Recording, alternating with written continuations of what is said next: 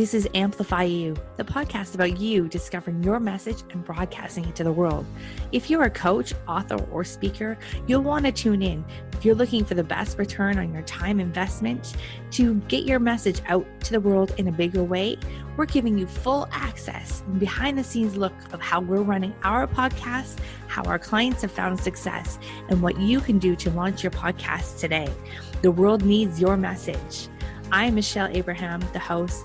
Join my family as we unleash your unique genius and find the connections you need to launch your adventure today. Join us and let's get amplified.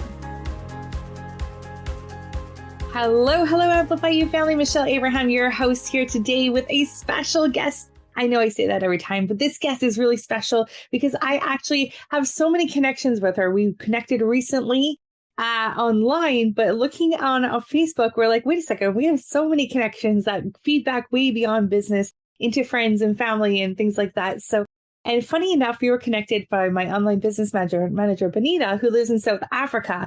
Meanwhile, Nicole, my guest today, lives very close to where I live and where my husband grew up. And in fact, I think they even went to the same high school. So how crazy is that? You have to go all the way around the world to be connected to someone in your own backyard.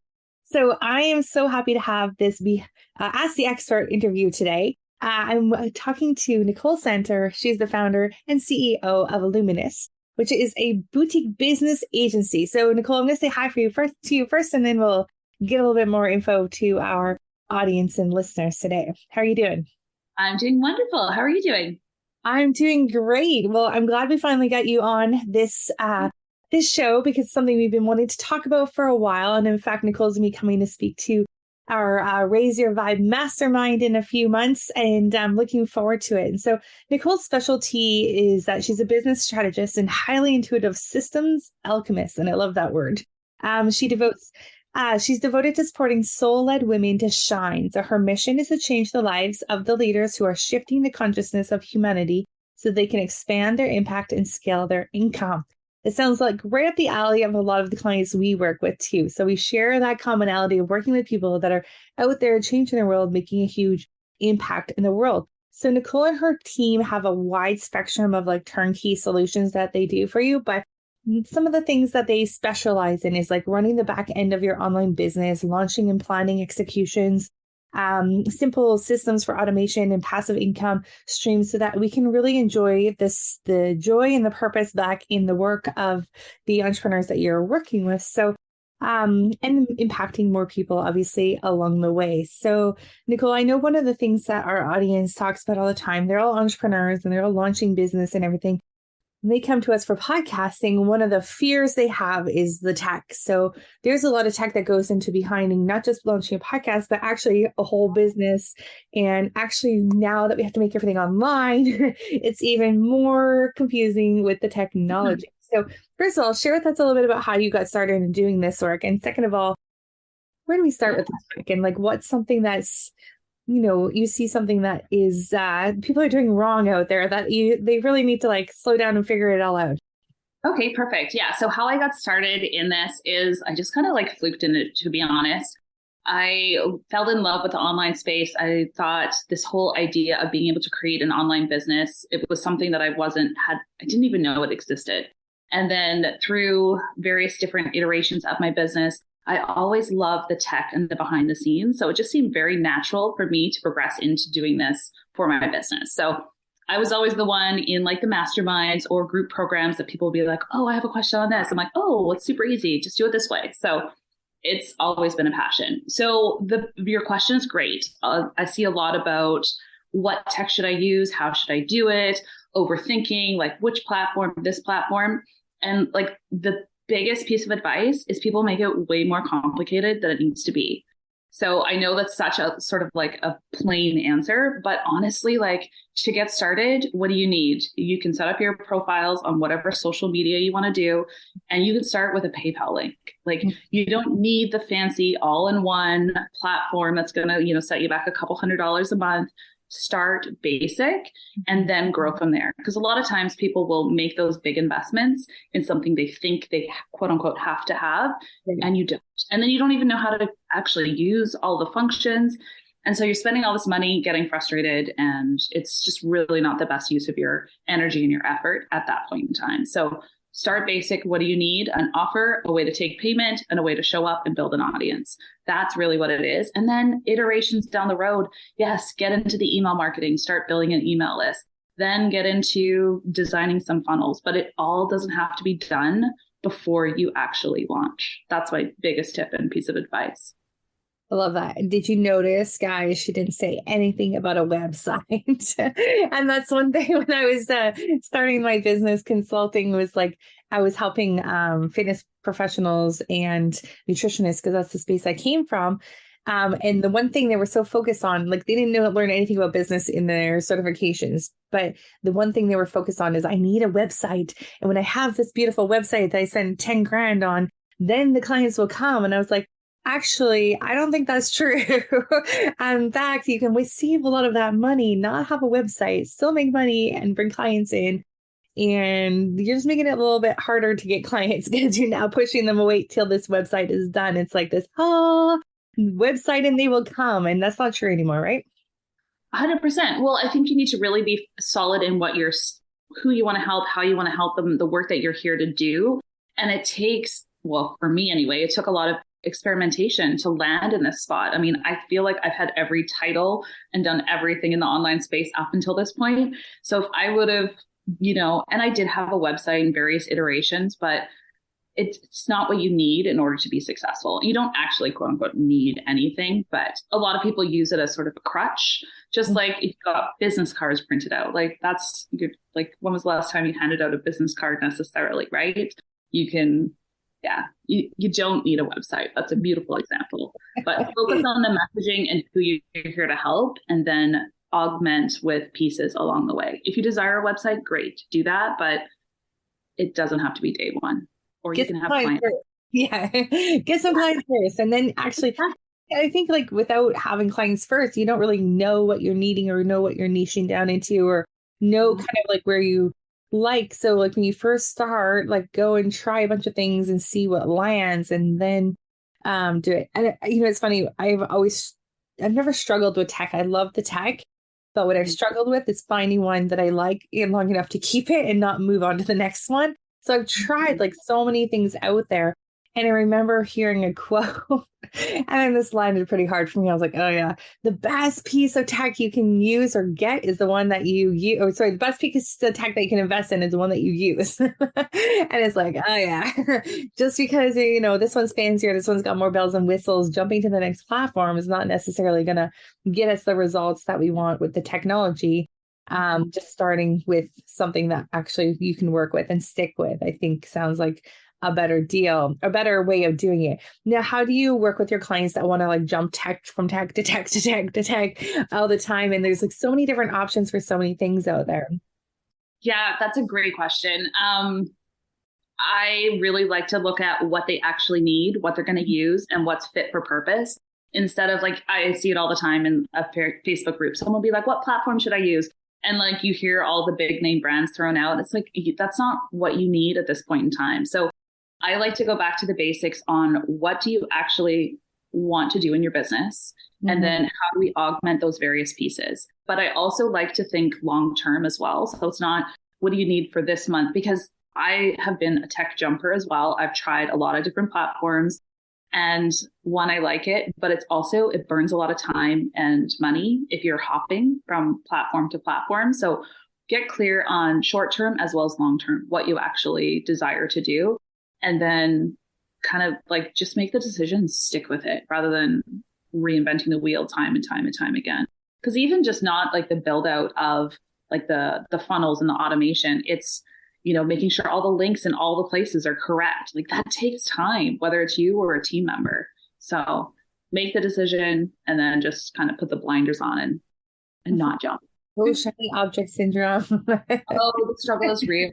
Yeah. But you just have to like kind of trust yourself and then stay the course and not deviate from it. And I know that's not probably what people want to hear, but I wish I would have just done that right off the bat and not gone for like the shiny, like the Kajabis that everyone's like, oh, you have to do this and you have to have this.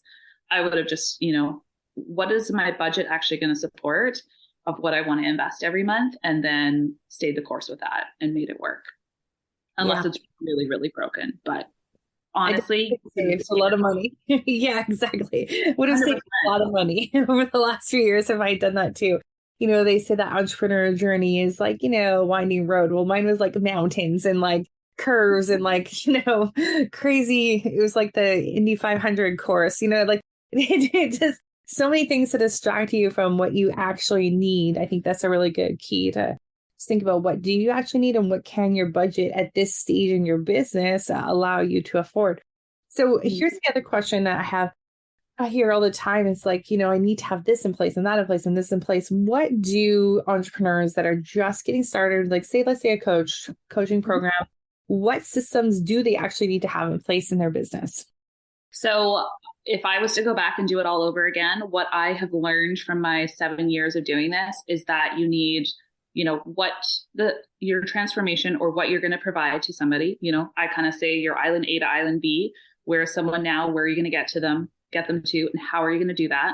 Have that rock solid, crystal clear, a way to show up and support them, a way to take payment, and then a way to show up and share what it is that you're doing. Rather than having, 10,000 different offers and all these different containers, I would suggest that somebody focus on 1 or 2 key packages. Usually I would say something a little on the entry level or lower level price point and something a little bit higher. So that way you can meet people where they're at and support them, and just rinse and repeat. Like try it, see it through all the way to the end, like do your launch and then go on to the next one.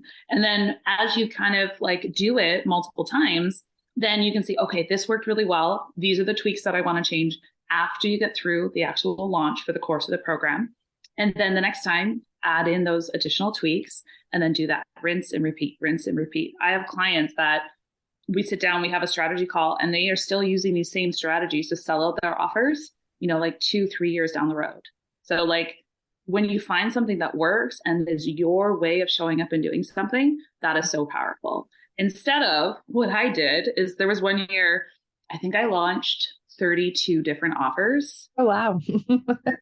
Like it's insane. Like when I say that, and it's almost embarrassing, but like in hindsight now, I have very definitive ways that people can come in and work with me, and it just feels so much easier. And then I can just show up and share and promote those offers with ease. And I have the content ready to go. I have, if I wanted to do a webinar, I have that ready to go. However you want to do it, it's like kind of canned and can easily be done.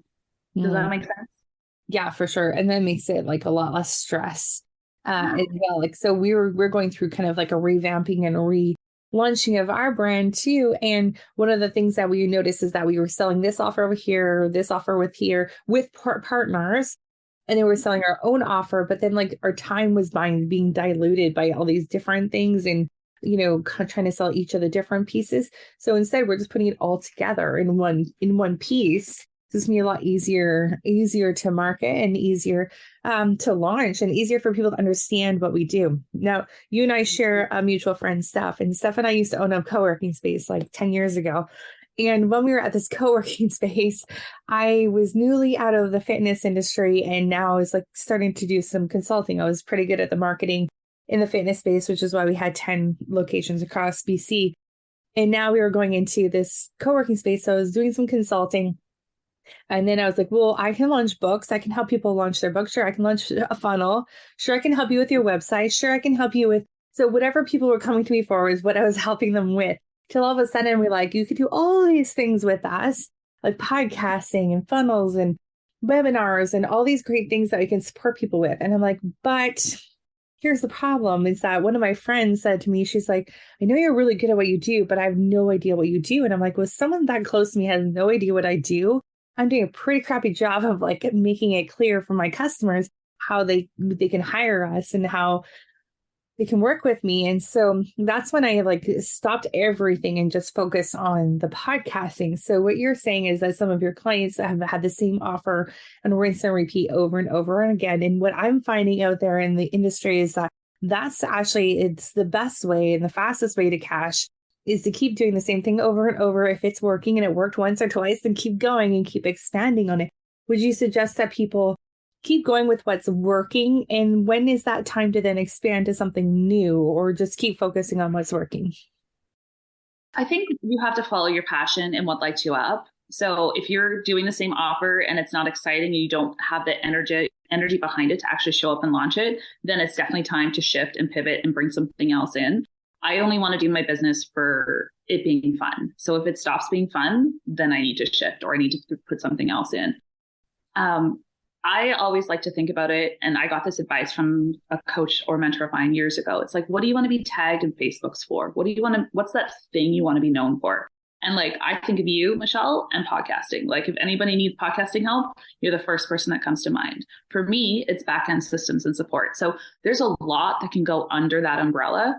So I don't think I'll ever get quote unquote bored. So I could have a membership that still supports that business model. I could have, high level one-on-one support. I can do, done in a day kind of packages. There's lots of different offers that can fit under that umbrella. But I really feel like sticking to kind of your lane, being known as an expert, and then that's when you can kind of branch out. That's not to say that if you have a client that comes in and says, oh, I need help with this thing, if you truly can help them, then do that. But maybe don't actively market it so that people are like, oh, I don't know what you do.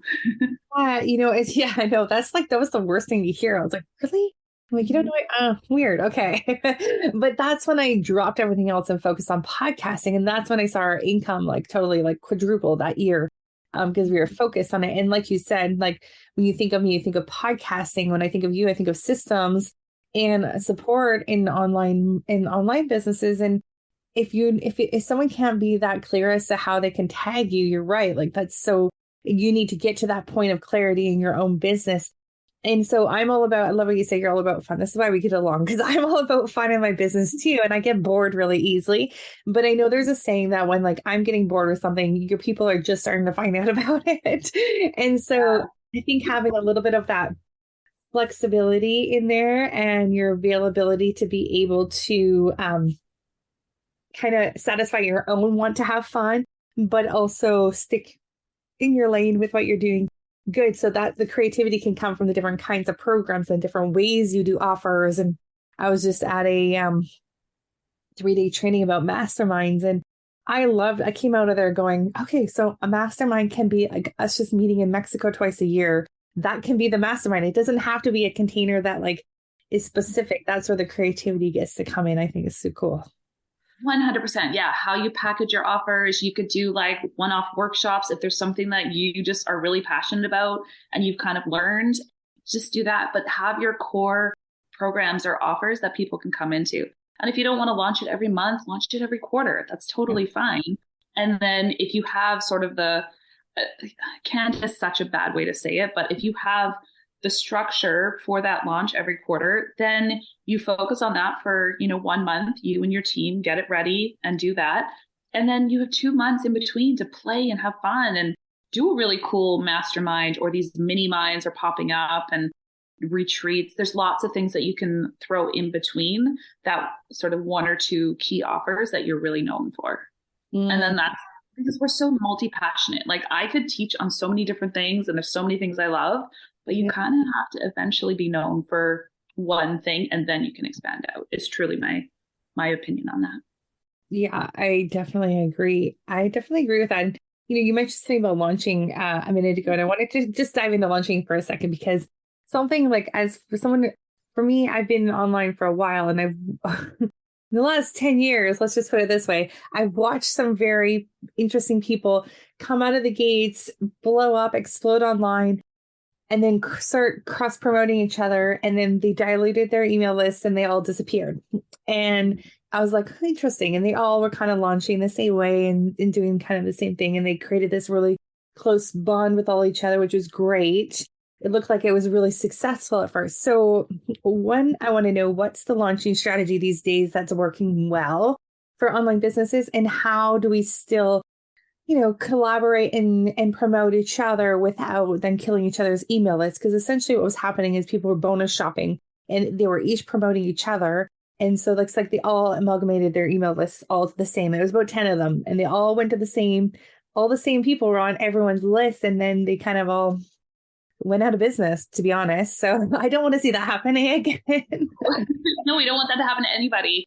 So I feel like, okay, there's two questions there. Let's start with the launch strategy. The one that you align to is the one that's going to be successful to you. I talked to a client and we were talking about her offers and an upcoming launch. And I was like, oh, you could do a masterclass. And she was like, instant reaction, like, no. And I'm like, okay, you don't have to do that. Like, there's no rules with how long your launch has to be, what you need to do. The idea of doing like a 5-day free challenge or event, like, that is not my jam. I don't have the bandwidth for doing that. So that is not how I'm going to launch. But like doing pop-up masterclasses, guest expert spots, like that's a beautiful way for me to do it. So I think, again, it goes back to this whole experimentation, trying a couple of different ways, what works, what do you like? And there's a difference between like pushing outside of your comfort zone to something that's like on that growth edge where you're like, oh, this is a little scary, but also a little exciting. So I'm going to try and do a webinar, for example. Or if you're like, that's a hard no, I'm not doing that. Like, don't force yourself to do something just because it's worked for so-and-so. I have done that mistake. I took what my mentors were doing and I like reverse engineered, rinsed and repeated, tried to do in my business and then it didn't work. Surprise, surprise. Because it wasn't my style. It wasn't my way of doing things. So I like to do like the non-launch launch, if that makes sense, or the lazy launch is kind of how I've termed it. It's how do you want to show up? Really, fundamentally, what you need is a way to grow your audience, like, right? A way to talk about what it is you're promoting, and then a way to bring people into your offer. It doesn't have to be more complicated than that. And everything works. Webinars work, challenges work, live streams work, cold DMs work. Not my strategy, but it works. I see people do it all the time. So find and play and test it. And then if it doesn't work for you, that was just a data point for something that you tried. Don't beat yourself up. If it doesn't go as well as you anticipate, then try something different the next time, tweak, adjust, and then keep the fundamentals when they are working as well. So does that answer the question around launch?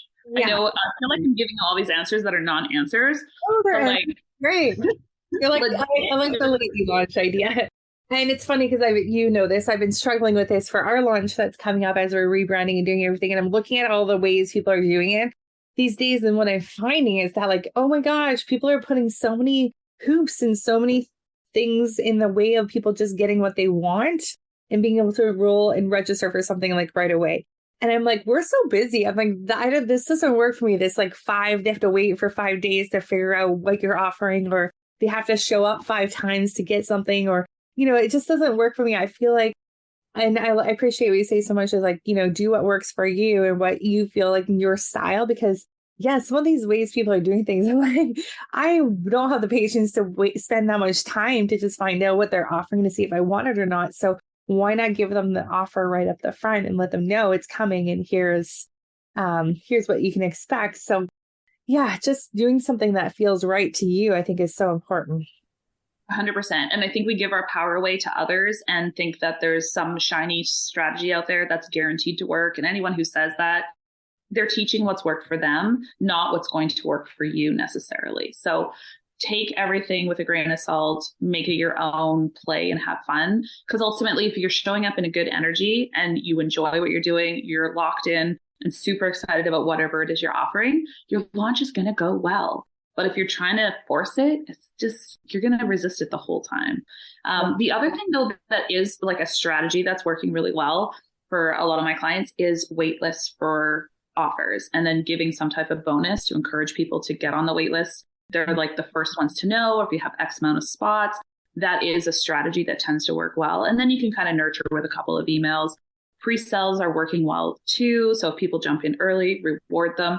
So those are some strategic things that are supporting, but you can also do it via DMs. It doesn't have to be like an email sequence that you send as well. So customize it, but those are some ideas that you can try. That's good. I like those. I like the wait list because it kind of temperature checks to your offer, right? Is it like, people are like, oh yeah, I want to get on the wait list for that, or nah, that doesn't really resonate with me. Might want to tweak some of the headlines or some of the things that you're saying in there. Totally. Yeah. And I have another client. She only runs a live program a couple of times a year. And so what she'll actually do is after she launches, she'll get people on the wait list for the fall or like pre-sell if once her spots are sold out, so that people will be like, oh, maybe there's a crazy long payment plan because the program starts in the fall. So you can start your payments now and be done by the end of the program. So it makes it more accessible for people to jump in and join. So there's all sorts of creative ways that you can do it. But it's really, it's having I don't like the icky marketing tactics. It has to be in integrity and you're doing it for a genuine reason in order to get people to go and jump in and join you. And then I guess the other question was around like the cross pollination of lists.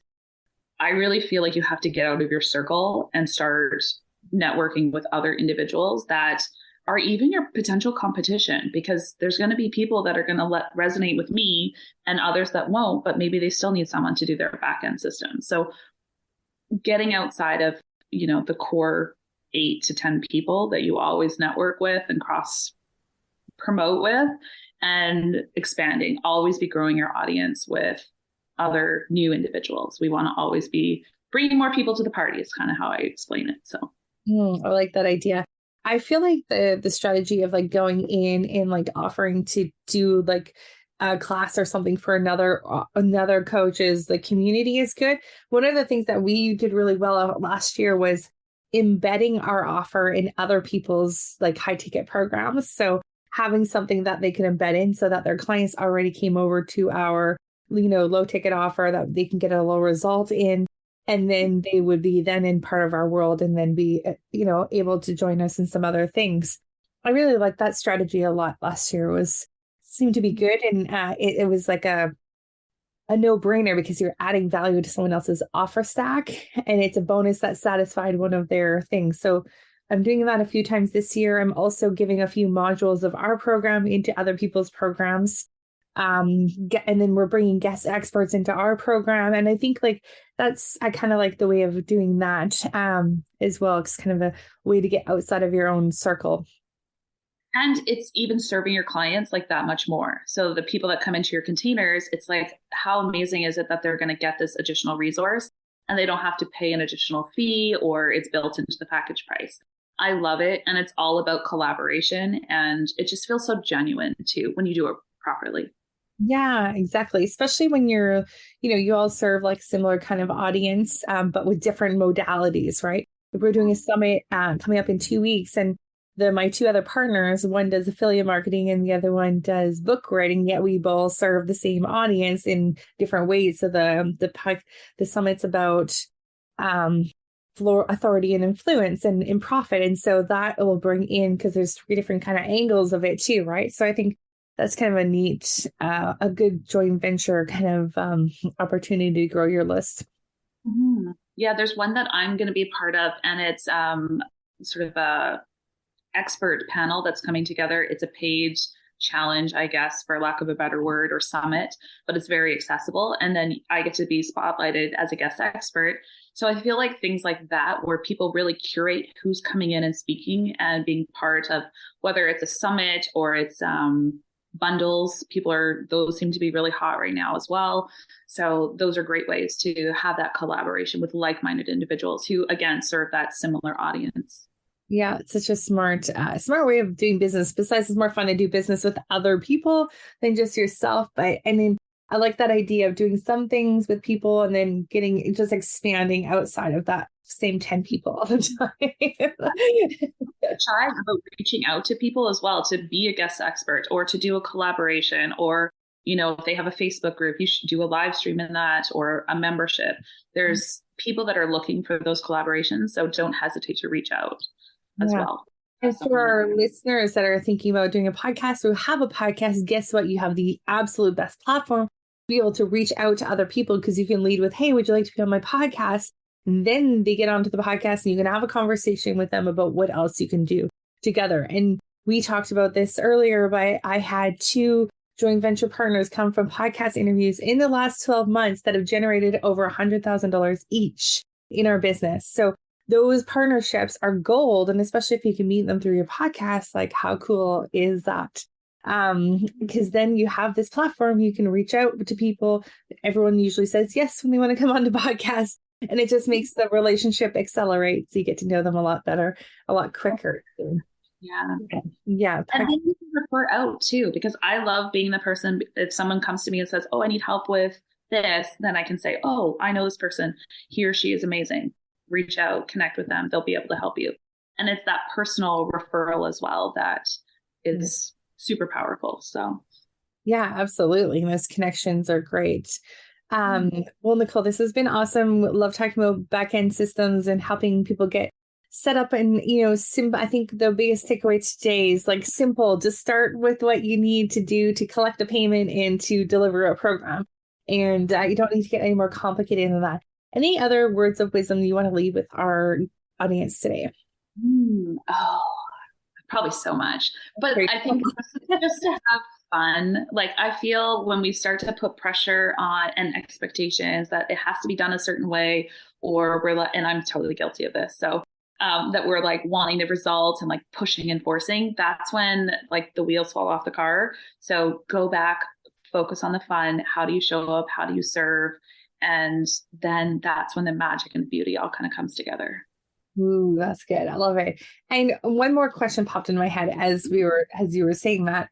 Okay, so what other industries in this world only launch a few times a year and let clients in? Like if you were a plumber or, landscaping or like it seems so weird. So what's your opinion? Is it launching or is it evergreen enrollment or is there a combination of both? I think there's beauty in both. It depends on the container too, because like I've been in masterminds that have been evergreen enrollment, and I feel like you lose the magic of having new people come in every month or every couple of months. It's just not as great of a space. Whereas a group program, maybe that's not as big a deal if there's live Q&A. So it depends on the intimacy of the actual container and program. I think as a good business, and what I like to work with my clients on is I don't suggest having just one offer that you can get into, twice a year. That one client who does that live program, we actually built it out so she could have a self-study program with the content that she had curated in her more exclusive live course, but she could sell that passively to continue to generate income. And then if people wanted to upgrade into the into that 101 or group container, they could. So you have to really think about how you want to support people, how you like to be supported, because odds are whatever business model whatever kind of courses and programs you buy is probably going to be what your people want. So if you just love high-end one-on-one support, that's probably what you should focus on providing. If you love memberships, then think about the membership model. But strategically look and see what your income goals are. How can actually support and deliver on what you're doing without overextending and burning yourself out. And then you can build that accordingly. But I think it makes sense to look at passive income, reoccurring income, as well as it's always nice to have those big cash influxes as well with a live launch. But I wouldn't be live launching every single month with a live challenge. Like it wouldn't fly. Sounds like too much work. Yeah. It totally is. And I mean, you also have to think too, like, do you have a team or is it just you? And what can you take on? Do you have kids? Do you not have kids? Are you traveling? Do you have a full-time job? Like there's all sorts of factors that play into how you want to manage and run your business. So it's our businesses. We get to decide how we want to run them. Don't let anybody else tell you that it has to be quote unquote this way. And then start just creating. And I guess the other piece of advice too is so often we have this big vision of where we want to get to, and we know crystal clear exactly what that is. And we think it has to be done now. We have to have it all done today. And your business is a journey. It's a beautiful, sometimes mountains and valleys and crazy racetracks. And you're like, you take a corner a little too tight and you kind of, got to pit stop for a little bit so you can get back on the track. But it doesn't have to be rushed or forced. So take that pressure off. I think that would be another lesson that I've learned along the way and continue to embody and learn. I love it. And like at the end of the day, create a business that you love, because I can't believe the amount of people I'm running into these days that, and I understand because I've done it twice in my previous businesses, but you created yourself a jail where you thought you went out there to create a business that you absolutely love and you did all the right things, but now you're working too hard, not making enough money. not loving the business. And in fact, you're ready to give up. And so we don't want you to do that. I want you to take a deep breath, realign, reignite that excitement for your business again, and find something that you love. So thank you, Nicole, for being here today. It's been awesome. My pleasure. Thanks for having me.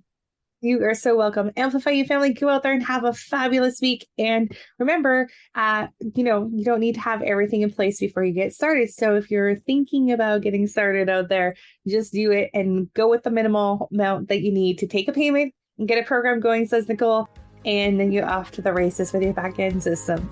All right, take care, guys. Have a good week.